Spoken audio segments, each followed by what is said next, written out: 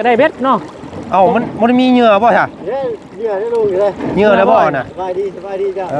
สบายดีเด้อพี่น้องเด้อเบิ่งบ่เพิ่งตึกเบ็ดก่อนบ่เคยเห็นคนตึกเบ็ดจักเทื่อพี่น้องเอ้ยเคยเบิ่งแต่ในคลิปอันนี้บ่เหงื่อมันน่ะเหงื่อปลายังอันนี้ปลากระส่งกระสูดไปลงนี่ฮะกระสูดเราเคยเบิ่งนี่มันน้ำใดไปสิมันก็สิกินอยู่บ่เนาะกินมื้อแรกมันแดดนะเอาลองเบิ่งข่อยก็อยากเห็นคือกันเด้พี่น้องเอ้ยเนาะลงเด้อเกี่ยวหูกันเด้ปุ๊บมันสิได้มันสิมานอยู่บ่เนาะเคยอยู่บ่เพิ่งเคยไปหาตึกเบ็ดตึกยังอยู่หัวอยู่ห้องแบบบ่ได้ปลาละมานอย่างอื่นเคยมีอยู่บ่ยังบ่เคยได้บ่เคยบ่กายว่าถ้าว่ามันมันอื่นมันสิเป็นจังตัวนะช่องแบบนี้เนาะตึกแบบนี้ก็เนาะบุญวาสนามีอยู่บ่คนเฮานี่พี่น้องเอ้ยเนาะตึกเบ็ดตึกไปตึกมาพ่อก่อนเงินก่อนค่ำไหลลงมานี่จังว่าคนยังเด้2คนนี่พี่น้องเอ้ยยากแล้วบ่ล่ำบ่รวยจักเทื่อหอยน้ำแห้งไปสิข่อยว่ามันยันตึกเบ็ดก็ได้แต่เบ็ดนะเจ้าน่ะบ่มีดอกได้อย่างอื่นน่ะปึ๊บถ้าได้อย่างอื่นก็ข่อยสิยอมให้เจ้าอาบน้ำรถยังใช่นั่นยังนั่นฮะบ่ยังนี่มาแล้วกล้องยังอันนี้ฮะแม่นบ่จะไปจับได้มันเป็นกล้องระเบิดจักเฮ้ยเอาหน่อยแม่ไปเบิ่งก่อนเอาก่อนเฮ้ย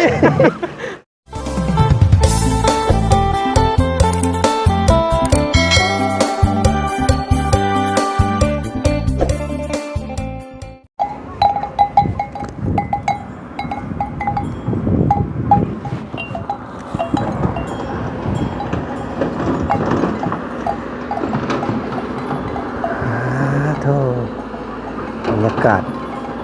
หนาวเยือกพี่น้องเลยหนาวแบบนี้ลงไปน้ำนี่มันกัดจังพอแล้ววันนี้พี่น้องเลยเนาะเพิ่นกำลังเฮ็ดอีสังกันเด้บาดนี้เนาะลุกกุ๊กกว่าอยู่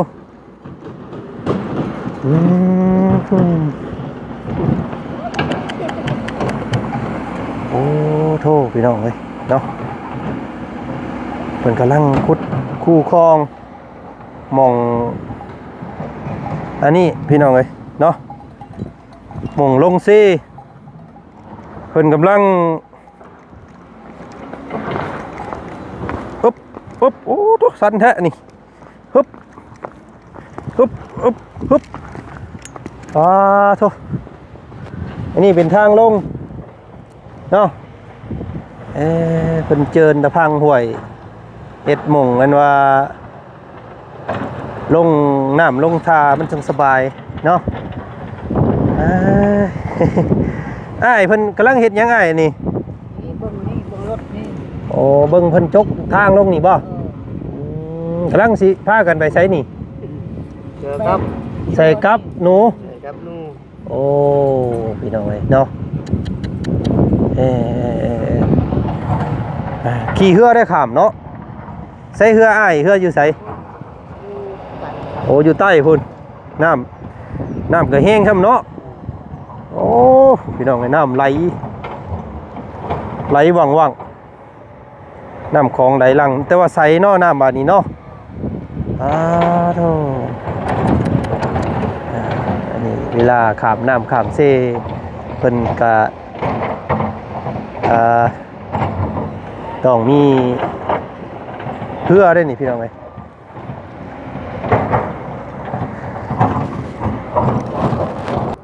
ลึกบ่โอ้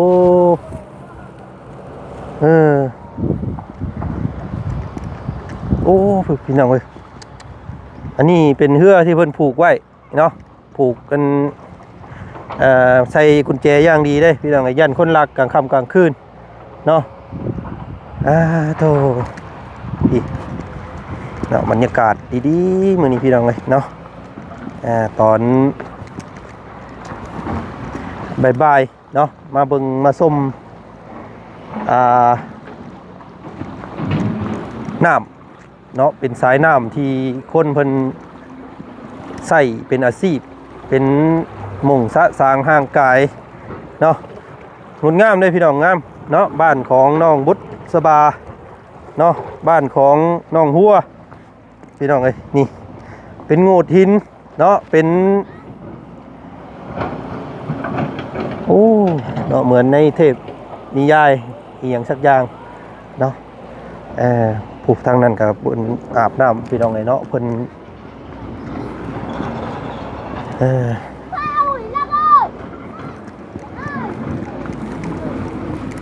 โอ้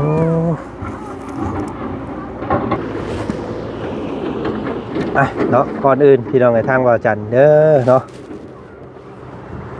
กับทักทายเนาะสบายดีเพื่อนพี่น้องหมู่เพื่อนกันนัดสุขสุคนเนาะที่เขามาเบิ่งมาชมคลิปวาจันอยู่ในตอนนี้พี่น้องเลยก็ขอให้มีแต่ความสุขความเจริญเนาะมีแต่ความ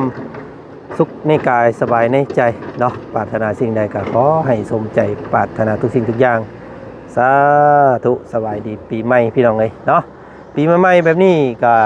หลายคู่หลายคนเนาะบางคนก็กลับสู่เวียกสู่งานคือเก่าแล้วบางคู่บางคนก็ยังอยู่ในครอบครัวคือเก่าพี่น้องเลยเนาะที่ว่า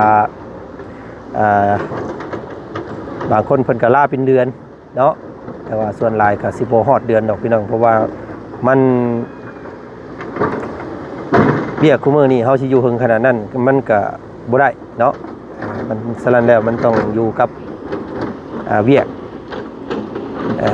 บ่โดนพี่น้องอยู่นำครอบครัวเนาะเอ้าจังได๋ก็เป็นกำลังแรงใจเบิด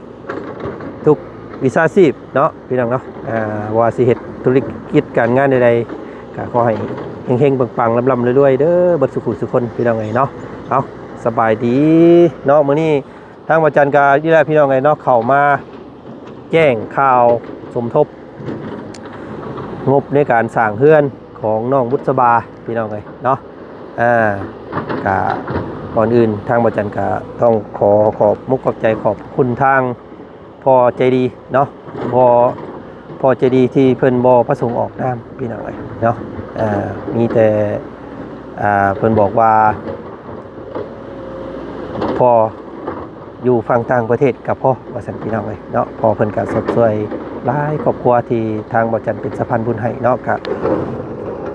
สาธุเนาะขอมุกขอบใจเด้อพอเด้อเนาะอยู่ดีมีแฮงขอให้พอปราศจากโรคภัยไข้เจ็บเนาะมีแต่ความสุขความเจริญสุขในกายสบายในใจเนาะปรารถนาสิ่งใดก็ขอให้พ่อสมความมุ่งมั่นปรารถนาเนาะสาธุเนาะเอาพี่น้องเลยก็ถือว่างบค่าทรงค่าสร้างนี่ก็คือสิพ่อแล้วที่นี่เนาะก็ยินดีทำทางครอบครัวของน้องบุษบานะพี่น้องเนาะที่ว่าใกล้ครบจริงเข้ามาแล้ววันนี้พี่น้องเนาะเอาเดี๋ยวมาเบิ่งก่อนโอ้สองเคยเพิ่นกำลังเฮ็ดอีหยังเนาะนั่นพี่น้องตายเบิ่งก่อนตึกปลาบาบอยู่มาเด้อพี่น้องเนาะทางที่สองเคยเพิ่นกำลังเขากำลังจ้องกำลังมองอย่างเดียวนี่ตายแล้วบาดนี้ปุ๊บเจ้านี่ก็มักตึกเบ็ดเนาะเพิ่นมันจะบ่ตึกกระเทือกันเลยพ่อมันจะตัวเอ้ยวาสนาเพิ่นก็บ่ได้จำนี่แหละลากขึ้นมาก็ได้แต่มักเบ็ดแล้วเนาะตึกเบ็ดก็ได้เบ็ดเนาะเอ้ามันมีเหงื่อบ่ฮะเหงื่อได้ลงอยู่เลยเหงื่อแล้วบ่น่ะสบายดีจ้ะสบายดีเด้อพี่น้องเด้อเบิ่งบ่เพิ่งตึกเบ็ดก่อนบ่เคยเห็นคนตึกเบ็ดจักเทื่อพี่น้องเคยเบิ่งแต่ในคลิปอันนี้บ่เหงื่อมันน่ะเหงื่อปลายังอันนี้ปลากระทงกระสูดไปลงนี่ครับ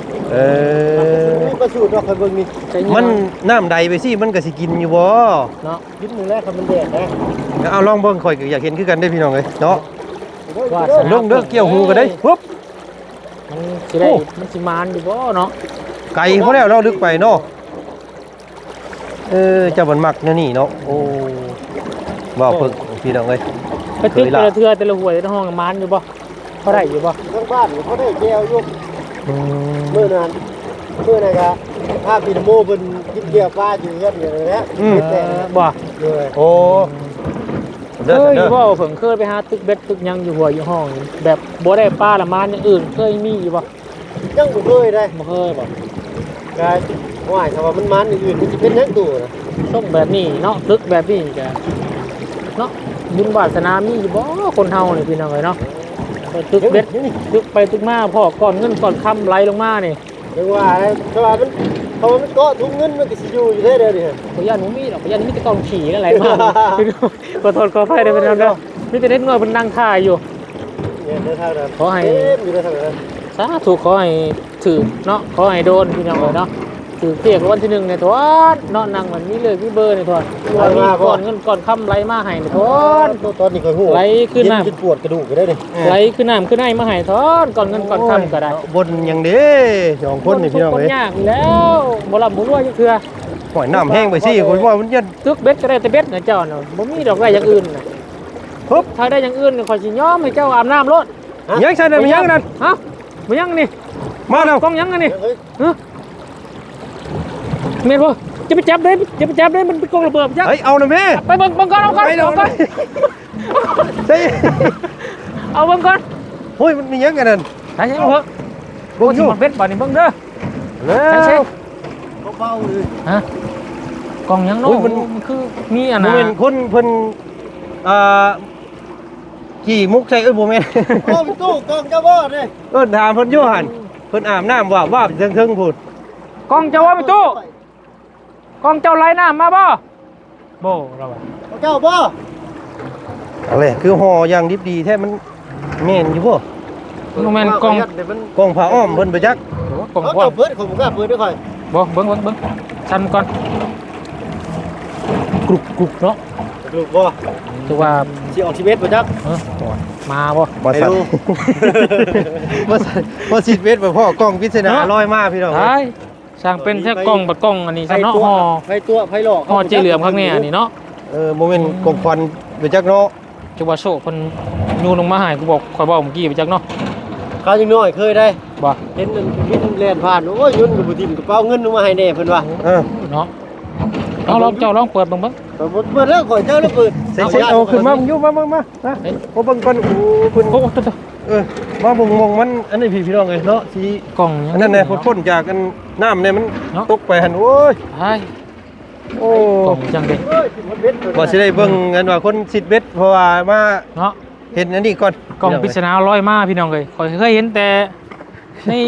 หนังกับในละครเด้นี่เนาะแบบว่าขอกล้องบุญวาสนาแล้วก็มาหาจบเจือบ่อยู่ใกล้นี่ นี่ทางพ่อเพิ่นอันนี้เพิ่นโอ้ได้ยังพ่ออันนี้ได้ลิงมันถือแห้วบ่เอ้ยพี่น้องได้อันเลดิ้งโทนมื้อนี้เนาะอี มิงกี้บ่บังกี้ มังคี ได้ดิ้งพี่น้องเพิ่นได้ดิ้งเนาะโตได้อันอาหารดีของเพิ่นนะมื้อนี้ เนาะ เนาะก็หาก็เคยเห็นใกล้ๆที่เห็นแต่เป็นโต ไก่บ่ได้ บ่ได้ข่อยบ่กล้าใช้ได้ข่อยช่องข่อยหากกลับมานี่พี่น้องเอ้ย ข่อยลงไปแล้วเมื่อกี้จะเป็นอะไรแล้ว โอ้กินแล้วมีกินเนาะ ป้าขึ้นมาเบิ่งแกะจังเทิงพี่ แกอยู่เฮือพี่ เด้อย่าป้าไว้พุ่น โอ้ย หลายสิบฮอดกระเป๋าบาทนี่พี่น้อง พ่ เอ้ อย กระเป๋าเงินบาทนี่พ่อกองค้ำมาจักนี่เนาะ อ้าย คุ้มค่าแค่นี้พ่อกองค้ำก็ได้ทีมของกระเป๋าเงินแสน เออโอ้เฮือเพิ่นผูกไว้แบบนี้เนาะ เนาะ โอ้ยจุ๊บ เพิ่นกำลังสร้างซาอย่างนี้เนาะ กำลังขุดกันน่ะคลองน้ำที่เอารถเอาล่างลงได้นะว่าง่ายๆได้ อย่างขวมเนาะ เอาเฮือตัวนี้เพิ่นบ่ได้ผูกบ่ผูกคือกันเนาะ ถูกคือกันมันคือมินเนาะ พุ่นมินอันนั่นผูกเทิงๆพุ่น มันคือมิน เปิดบ่นี่เพิ่นเอาไปอันให้ในบ้านเพิ่นเปิดบ่ โอ้ยานได้ข่อยเอ้า เดี๋ยวเปิด ยานกองระเบิดได้ข่อย กองระเบิดว่าสิยุ่นโอ้ยมันจะแตกใส่หัวแล้วว่ะ เนาะเบิ่งฮะ เอ้ย เปิดน้ำกันมองได้สาธุ ค่อยๆได้ ขอให้เป็นอย่าพลาดพระอธิษฐานก่อน โลได้เด้ อธิษฐานก่อนเนี่ยคือเท่าชัวสาธุขอให้เป็นกองเงินกองคำกองหังกองมีกองเงินกองทองเด้ออย่าเป็นกองอย่างอื่นเถอะสาธุ เนาะพี่น้องไอ้คนคือสิขายอยู่ได้นี่ ศักดิ์สิทธิ์ได้อยู่นี่เห็นน้องหัวเพิ่นร้องให้ฟังว่า บางคนนี่มานั่งพยายามมานั่งขี่ก็ได้ก้อนเงินนะพี่น้องเนาะเพิ่นบ่แต่นี่ทุกคนขี่มาเก็บเงินนะ คำบ่รีบยังไงไล่มาในน้ำนะ อันแม่นอีกเด้อหั่นนี่ปลอมาหั่น เนาะโมเมนต์เอาเต่าใจอีทานตัวนี้ละเอาเปิดก่อนเพิ่มเพิดไปจักกันนี่ เพิ่มเพิดชู้เด้ ทิชชู่เขาอ้อมเขามาจักอันนี้ นึกว่าไปสั่งเนาะ กล่องเช็ดชุชื่อก็น้อยน้ำมาพี่น้องกระจาย เขาเพิ่นด้วยเสร็จ เช็ดอันนั้น ต้นเสร็จก้อยลูกเพิ่นบ่ เนาะ ยังไงเก็บมันเก็บมัน ห่านปล่อยว่าแล้วมันบ่ได้มีแต่อันนั้นแหละหั่นเนาะ ทำเป็นฐานของคนนี้เนาะคือคนคือสั่น เอา สองเคยเพิ่นพี่น้องได้คือพวกขมุมอยู่บาดนี่เนาะเช็ด จูจะเกะแล้วมันถือโหเพิ่นเข้าใช้เลยเด้อ อย่ามันคุ้มค่าอยู่โปรเทสเราเห็นแล้ว เห็นแหละใช้จะคือตาดีแท้ พอเราพูดกันจนเล่ากันจนอึ้งเราก็ได้พี่น้องเลยเนาะ จะหัวยังตัวไอ้เมื่อจะไว้เพิ่งจะเห็นก็ได้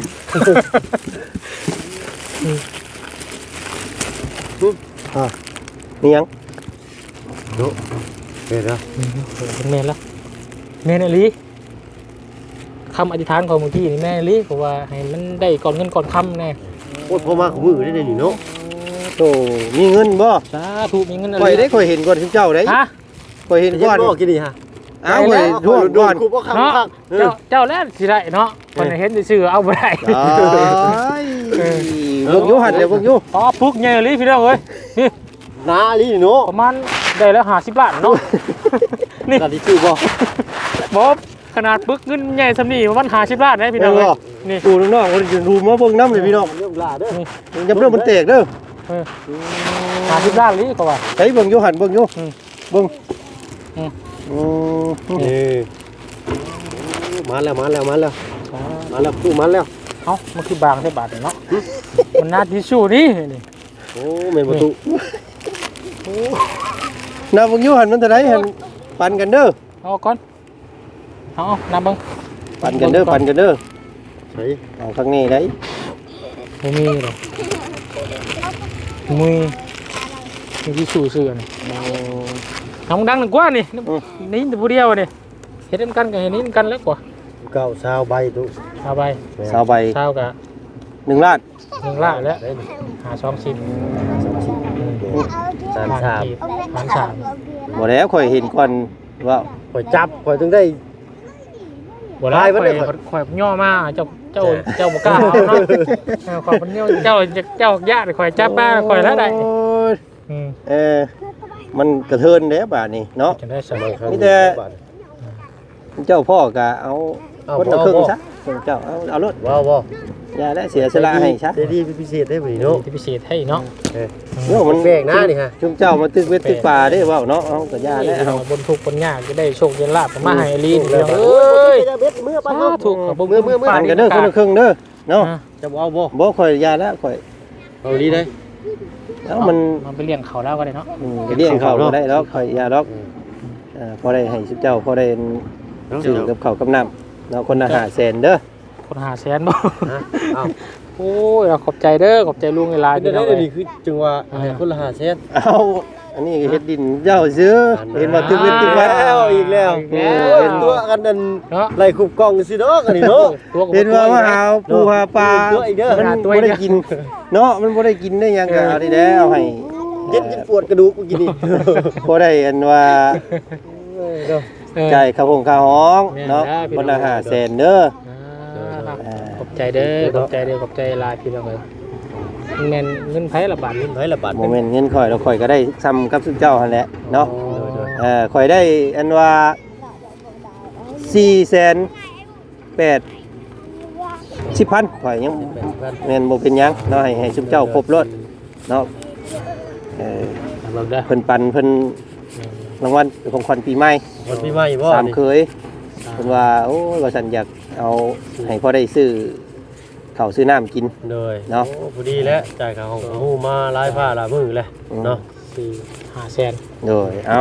คนละ500,000กีบได้สำคัญเบิด3คนเฮาเนาะเจ้านี่ให้เจ้าเด้อเห็นว่าพากันมาตึกเวทสร้างมาตึกแท้น้ำใดไปสิมันไผสิกินเนาะ ว่ามาน้ำเพิ่งเพิ่นมันถือเบ็ดมาว่าโอ้ยเนาะจังมาเห็นว่ามันได้ลีรออยู่บ่ สร้างเป็นพี่น้อง เนาะ เนาะเอา งานนี่เลยพี่น้อง นี่ เนาะ แหละก็เป็นของคนปีใหม่จากพ่อใจดีเด้อเพิ่นบ่ประสงค์ออกนามเพิ่นว่าโอ้ว่าซั่นเนาะอยากให้รางวัลทั้งเคยล่าทั้งเคยกลางเคยกกว่าซั่นพี่น้องเนาะบ่ได้ซื้ออยู่ซื้อกินนี่แหละพี่น้องเพิ่นบ่ประสงค์ออกนามเด้อขอขอบใจเพิ่นแน่เนาะ เอาทางบนเองกับพี่น้องเนาะก่อนอื่นก็ต้องขอขอบคุณคุณขอบใจเด้อทาง ผู้ใหญ่ใจดีเนาะเพิ่นบ่ประสงค์นามผู้ใหญ่ใจดีผู้ใหญ่ใจบุญที่ได้แนมเห็นมองเห็นเนาะ3กก3เคยพี่น้องเอ้ยที่มาสดสวยเนาะทั้งเซโปนเนาะเสียสละเวลาอยู่นำครอบครัวก็เดินทางเข้ามาก็มีค่าอยู่ค่ากินค่าห้องค่าหอเนาะพอเพิ่นก็แนมเห็นถ้าบุญก็บ่มีหยังแล้วตอบบุญแทนคุณเนาะมีแต่คำอวยพรอวยไส้นี่แหละให้ทั้งผู้ใหญ่ใจบุญเพิ่นเนาะจงมีสุขภาพอนามัยที่แข็งแรงเนาะเดินทางไปไสมาไสให้ตลอดปลอดภัยเด้อเนาะสุขภาพร่างกายแข็งแรงบ่ให้เจ็บบ่ให้ไข้บ่ให้จนมีแต่ความร่ำความรวยเข้ามาในชีวิตในครอบครัวเด้อเนาะสา ธุเนาะ โอ้ย เนาะถ้าพอพึ่งก็ผมยังตบบุญแทนคุณทางพ่อเพิ่นคือกันเนาะที่ได้เห็นและสดซอยเนาะในเรื่องขายอยู่ขายกินเนาะคือว่าเป็นแห่งผลักดันแห่งชุกยุ่งอีกช่องทางหนึ่งให้พี่หน่อยเนาะถ้าพอพึ่งก็มีตบบุญแทนคุณมีแต่คำเว้าคำจ้าแล้วก็คำอวยพรโดยใจเนาะความเจ็บบ่ให้ได้ความไข้บ่ให้มีเด้อเนาะให้บ่ให้พานม่านบ่ให้เบียดเดินทางไปไสมาไสก็ให้ตลอดปลอดภัยปีใหม่ปีเมือนก็ให้สุขภาพร่างกายแข็งแรงตลอดปีตลอดไปเนาะมีเป็นผมโพผมใช้ให้ลูกให้หลานเนาะแล้วก็ให้อยู่เป็นกำลังใจให้ทีมงานสิไปนานๆเนาะ สาธุเนาะขอบคุณใจคือการทางบ่จันกับขอบคุณขอบใจพ่อเพิ่นเนาะที่เพิ่นให้รางวัลพี่น้องเนาะ ลุงจันในลายพี่น้องเนาะ แต่ทางลุงจันทร์น้ำลาย ที่ให้ตื่นเต้นบ่ ที่ให้ลงน้ำดักโอ้ยนั่นก็เอาแบบอากาศร้อนเนี่ยเด้อหนาวเด้อ หนาว โดดเอาต่ำเนาะ โดดน้ำ มันข้าวมันได้พี่น้องเลยมันหนาว ชื่อมันปวดเอาเป็นอย่างเดียวเนาะ เอาเนาะเห็นอันเห็นเบาไข่ล่าเพิ่นถือเบ็ดมาเห็นเพิ่นซิดเบ็ดปราบวาบอยู่ก็เลยพอเพิ่นส่งมาให้พอดีกินนี่ก็เลยว่าเอ้าเอาถือโอกาสนี่แหละมอบให้เราอยู่นี่เลยว่าซั่นเนาะถึงจะบ่ได้ปลาแต่ว่าได้เงินเนาะมื้อนี้เนาะ โอ้สาธุ ลาบนี่บัดสิได้บินไปขึ้นลูกเจ้าบัดสิได้ไหลมาวังๆเนาะ มาหน้าตัวเป็นลุงเด้อ ตัวอีกเด้อเด้อ ได้มื้อหน้าด้วยอีก ต้องน้ำบ่ได้ บ่เอาลงน้ำบาดนี่ ขึ้นไม่กับบ่ได้ บ่เอาลงขึ้นลงไว้ก็เอาขึ้นเฮือน ขึ้นเฮือนบ่ ขึ้นเฮือนมื้ออื่น เด้อเนาะแท้เนาะ ขึ้นเฮือนแบบจักสั้นน่ะ เอาขึ้นเฮือนน้องเจืองมื้ออื่น ตัวยังอื่นเดือนจันทร์ขึ้นนี่ ขึ้นเฮือนน้องเจืองมื้ออื่นสิมีในตัวอีก มีเนื้อตัวอีกตัวยังก็ได้แต่อย่าตัวลงน้ำกับลงสาก ตัวบ่ได้ดอกลงสั่งมีแต่ตัวขึ้น ตัวขึ้นเนาะ ตัวขึ้นเนาะ เดี๋ยวขึ้นอย่างเดียวแม่ลงน้ำเนี่ยขอยสิตัวขึ้นไปเจ้าไปลงไปน้ำเนี่ยขอยสิตัวขึ้น ตัวลงน้ำบ่ได้เป็นตัวขึ้นแต่น้ำได้ตัว ขอยตัวขึ้นได้ ตัวขึ้นได้ตัวลงบ่ได้ ตัวลงบ่ได้เจ้าลงไปนี่ขอยสิตัวขึ้นได้ งงแปลกโอ้ต้องตัวเอ้ยเนาะขึ้นเองเลยนี่ไปเนาะได้เงินแล้วนี่ ได้โชคลาภ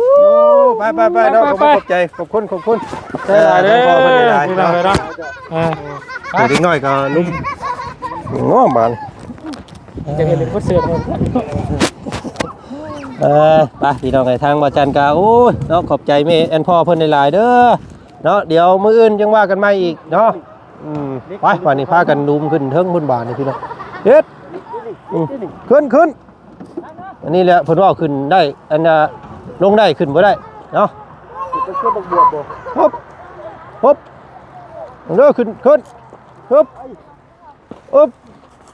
เฮ็ดโอ้โอ้ยพี่น้องเอ้ยฮึบฮึบฮึบฮึบฮึบฮึบฮึบฮึบ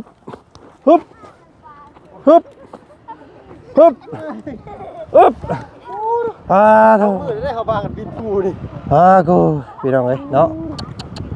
แล้วแกหรือแบบนี้เนาะ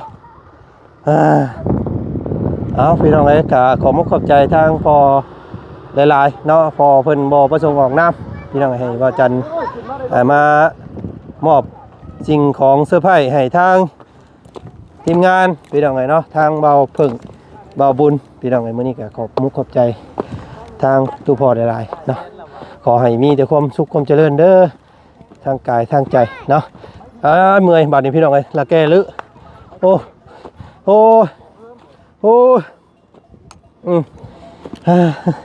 เศร้าบอกว่าออกมาเนี่ยขึ้นได้ลงได้เนาะไปสิพี่น้องขอตัวล่ำลาก่อนคลิปนี้พบอีกคลิปหน้าแล้วกันพี่น้องเนาะคลิปนี้ตัวสองเคยลงน้ำพี่น้องเลย เนาะ คลิปนี้ขอทักทายสบายดีซ้ำนี้ก่อนเนาะพบเจอกันใหม่คลิปหน้าคลิปนี้สบายดีเด้อ